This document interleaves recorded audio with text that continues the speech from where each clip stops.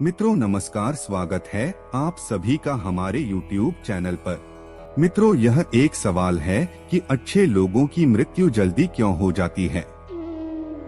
अक्सर यह देखा जाता है कि अच्छे से और धर्म से चलने वाले लोगों की मृत्यु अक्सर जल्दी ही हो जाती है। शास्त्रों में तो बताया गया है कि कलयुग में लोगों की उम्र 30 साल ही रह जाएगी और कलयुग का अंत होते होते इंसान की औसतन उम्र 20 साल ही रह जाएगी।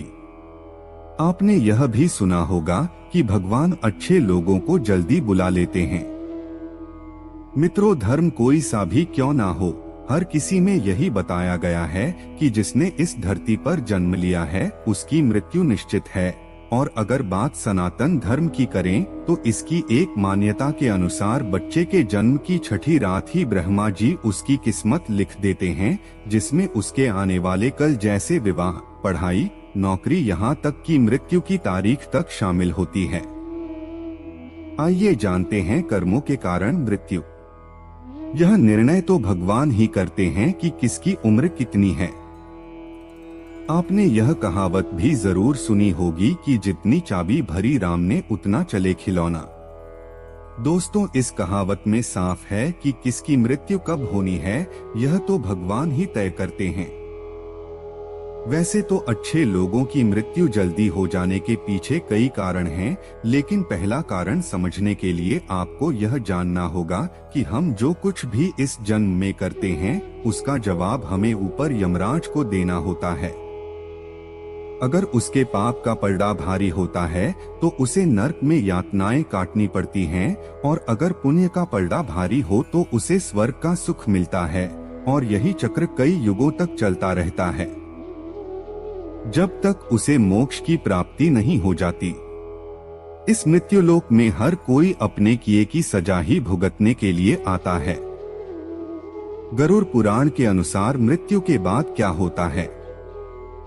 कोई आत्मा इंसान बनती है तो कोई जानवर के शरीर में प्रवेश करती है। ये उसके संचित कर्मों के आधार पर ही तय होता है। इसके अलावा उसे जन्म देने वाले माता पिता के संस्कार भी उसके अंदर आते हैं। इसके बाद वो जो कर्म करेगा उसके हिसाब से उसे पुण्यात्मा या फिर दुरात्मा कहा जाता है।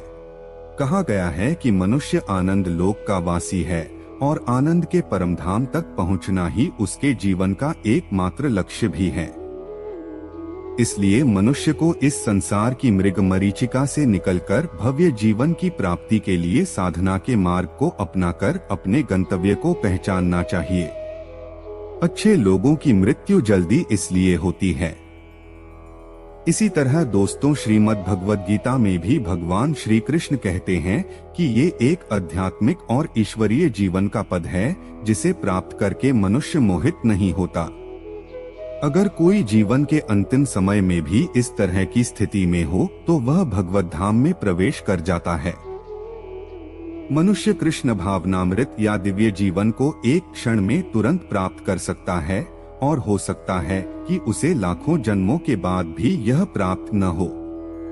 दोस्तों, यह तो सत्य को समझने और स्वीकार करने की बात है। भगवत गीता कहती है कि वास्तविक जीवन का शुभारंभ इस बौद्धिक जीवन के पूरे होने पर होता है। दोस्तों, इन सभी बातों से यह तो स्पष्ट होता है कि हम सभी एक निश्चित समय के लिए धरती लोक पर आते हैं और कुछ विशेष कर्मों को करने के लिए आते हैं। जब हमारे कर्म पूरे हो जाते हैं और इस जीवन के लक्ष्य प्राप्त हो जाते हैं तो प्रभु हमें परलोक में एक सहज जगह प्रदान करते हैं। भगवान कृष्ण और अन्य कहते हैं कि वास्तविक जीवन तब शुरू होता है जब यह भौतिक जीवन समाप्त हो जाता है। मित्रों, जो लोग सदाचारी होते हैं और जीवन में अच्छे कर्म किए होते हैं वे वास्तव में विशेष होते हैं। जब उनकी मृत्यु का समय निर्धारित हो तो दोस्तों उनको इस दुनिया को छोड़कर आगे की यात्रा जारी रखनी होती है। मित्रों, कामना करते हैं वीडियो में दी गई जानकारी आपको अच्छी लगी होगी। मित्रों, आज के लिए इतना ही। मिलते हैं अगली नई रोचक वीडियो के साथ। जब तक के लिए नमस्कार।